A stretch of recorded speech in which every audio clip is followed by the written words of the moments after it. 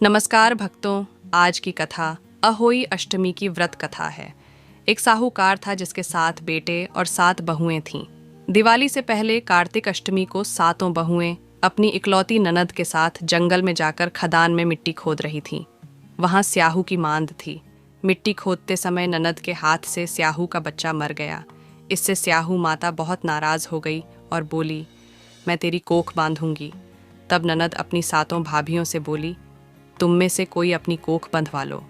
सभी भाभियों ने अपनी कोख बंधवाने से इनकार कर दिया, परंतु छोटी भाभी सोचने लगी कि अगर मैंने अपनी कोख नहीं बंधवाई तो सासू जी नाराज होंगी।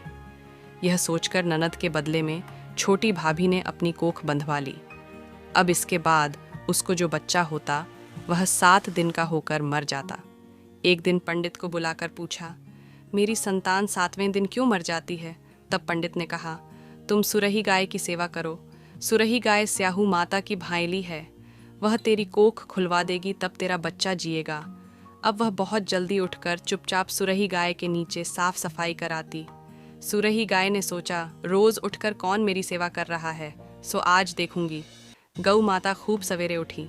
देखती है कि साहूकार के बेटे की बहू उसके नीचे साफ सफाई कर रही है।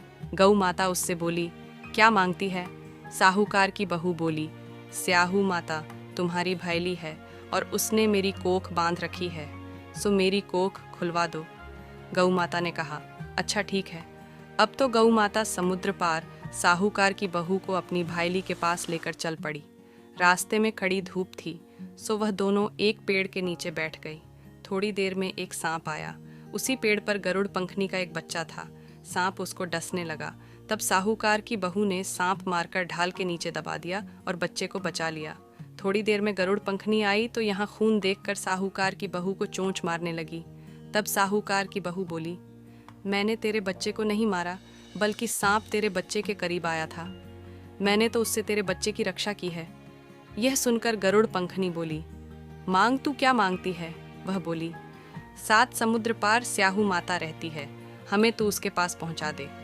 तब गरुड़ पंखनी ने दोनों को अपनी पीठ पर बैठाकर स्याहू माता के पास पहुंचा दिया। स्याहू माता उनको देखकर बोली, आ बहन, बहुत दिनों में आई है।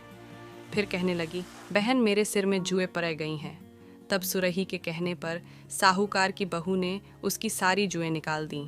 इस पर स्याहू माता प्रसन्न होकर बोली, तूने मेरे सिर में बहुत सलाई घेरी है, इसलिए तेरे 7 बेटे और 7 बहू होंगी। वह बोली, मेरे तो एक भी बेटा नहीं, 7 बेटे कहाँ से होंगे?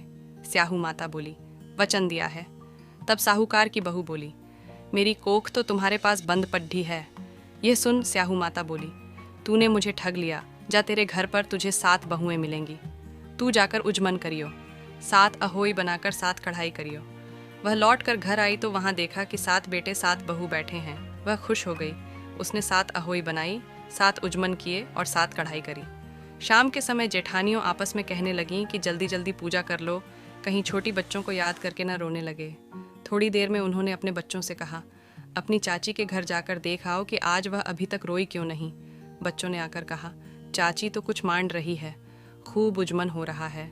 ये सुनते ही जेठानियाँ दौड़ी दौड़ी वहाँ आई और आकर कहने लगीं कि तूने कोख कैसे खुलवाई? वह बोली, तुमने तो कोख बंधवाई नहीं थी, सो मैंने कोख बंधवा ली थी। अब स्याहू माता ने कृपा करके मेरी कोख खोल दी है। हे स्याहू माता, जिस प्रकार उस साहूकार की बहू की कोख खोली, उसी प्रकार हमारी भी कोख खोलना। एक कटोरी में गेहूं के दाने या फिर हल्दी चावल लेकर कहानी सुने। ऐसे ही और कथाओं के लिए हमारे चैनल को सब्सक्राइब करें। धन्यवाद।